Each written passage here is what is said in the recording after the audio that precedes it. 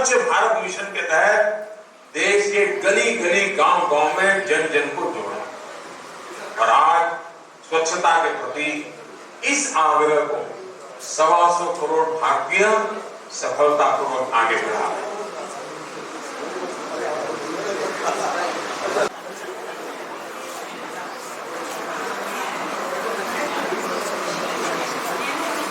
भाभी जी काय कर रहा हो? कचरा बगा रही हूँ। फालतू नदी का करते बड़ा कचरा का डब्बा पड़ेगा भगवान का कचरा को। मारी मर्जी में कहीं भी कचरा भगाओ आपको काय लेना देना। हमारा काय काम है तो जीसु के लिए गंदगी फेंके तो बीमारी होगी ना। वो बात है न मानो का था न मानो का। नहीं न मानो का था। सारा दिन मानो बड़ी कचरा लेवर था कि ये न मानो कचरा फेंक दो। हमारा ये काम तो चूल्हा में जाकर पड़ो पड़ो चूल्हा में।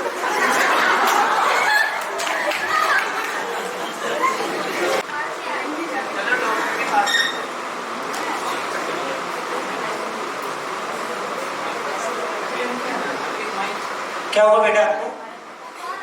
कब से आ रही बेटा? आज से आ रही है?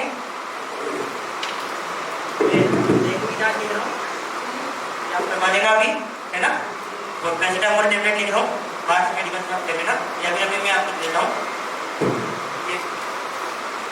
7 महीना ध्यान रखिए का बच्चों को ठीक किए हुआ है। गंदगी तो रहती है साफ सफाई के बाद, मतलब घर के बाद।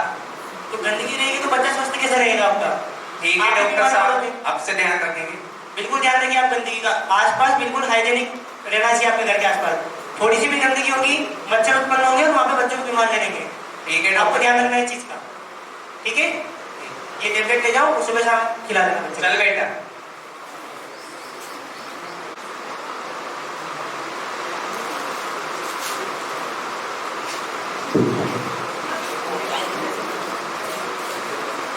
अरे भाभी जी, आज सूरज का पश्चिम सो गया कहीं? क्यों कहीं हो गया? एक कचरा कचरा डब्बा में कहाँ फेंक रहा आज?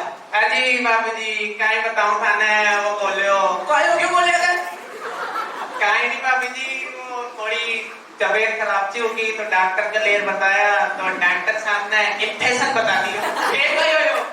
फिर कहीं थोड़ी सी डेंगू और मलेरिया की शिकायत आई है। मैंने तो था सु कीची हमारी बात माने कौन है? वह बोला ना जैसी करनी वैसी बढ़नी। अब अपना प्रधानमंत्री जी ने ऐसी बढ़िया योजना चला मिली स्वच्छ भारत, तो कचरा कचरा का डब्बा में फेंको करना थे। अब क्या करा भाभी जी, होगी जो होगी, अब तो ध्यान रखेंगे। ध्यान रखो भाभी जी, आप सब भी ध्यान रखें, कचरे को हमेशा कचरा पास में ही डाले और स्वच्छ भारत अभियान में अपना अमूल्य योगदान दे। साफ सफाई सबकी भलाई।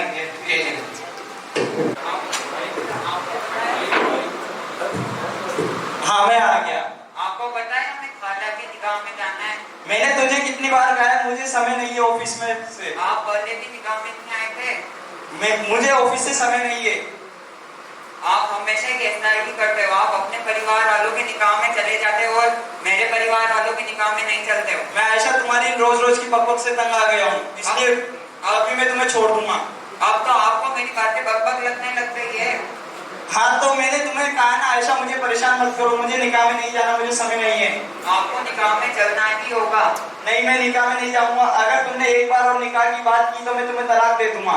आपका यह शौक भी पूरा कर दो। तो मैं जाओ आयशा, तुम्हें तलाक देता हूँ। तलाक तलाक तलाक। या अल्लाह नहीं। मुस्लिम महिलाएं बहने उनको मैं आज लाल किले से विश्वास दिलाना चाहता हूं। 3 तलाक की कुरीति ने हमारे देश की मुस्लिम बेटियों की जिंदगी को तबाह करके रखा हुआ। अब जिनको तलाक नहीं मिला है वो भी इस दबाव में गुजारा कर रहे हैं। इस सत्र में भी हमने पार्लियामेंट में कानून ला करके हमारी महिलाओं को कुरीतियों से मुक्ति दिलाने का बीड़ा उठाया, लेकिन अभी भी कुछ लोग हैं जो इसे पारित नहीं होने देते। लेकिन मैं मेरे देश की पीड़ित माताओं बहनों, मेरी मुस्लिम बेटियों को मैं विश्वास दिलाता हूं कि मैं उनके न्याय के लिए, उनके हक के लिए करने में कुछ भी कमी नहीं रखूंगा और मैं आपके आशा आकांक्षाओं को पूरा करके रहूंगा।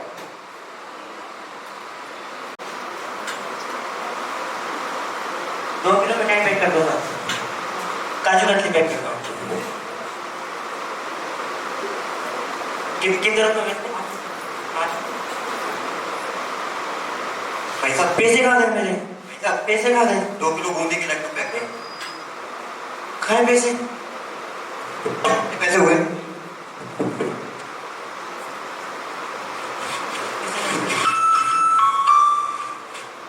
अच्छा, अगर आज मैं यूपीआई पेमेंट को करता प्रेफर तो मेरे पैसे बच जाते। अगर मैं यूपीआई से करता तो आज मेरी जेब में जो पैसे रखे थे वो चोरी नहीं होते। इसलिए ये है हमारा डिजिटल भारत, ये है हमारा बेमिसाल भारत। अगर हम यूपीआई को प्रेफर करेंगे, डिजिटल पेमेंट को प्रेफर करेंगे तो हमारा जो भारत है वो डिजिटल बनेगा और बेमिसाल बनेगा। जय हिंद। हर देशवासी का जीवन आसान बनाने का सपना पूरे देश का है। इसको पूरा करने में हम सभी दिन रात लगे हुए हैं। देश में आज एक तरफ इनोवेशन का जुनून है तो दूसरी तरफ इनोवेशन को तेजी से एडप्ट करने का जज्बा भी। और इसलिए डिजिटल इंडिया भारत का संकल्प है। डिजिटल इंडिया आत्मनिर्भर भारत की साधना है। सशक्त होते भारत का एक जयघोष है।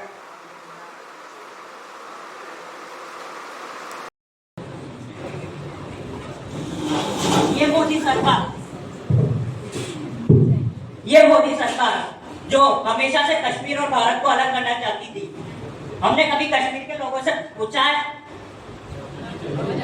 कि हमने कभी कश्मीर से लोगों को पूछा कुछ चाहिए क्या?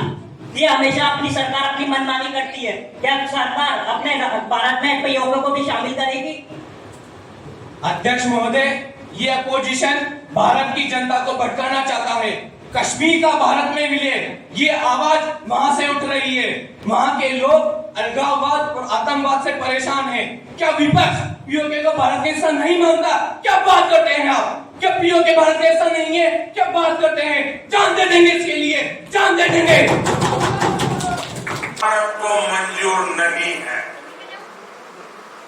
देश के सामने 70 साल से एक और बड़ा चैलेंज था जिसे कुछ दिन पहले भारत ने फेयरवेल दे दिया है। ये विषय है आर्टिकल 370 का।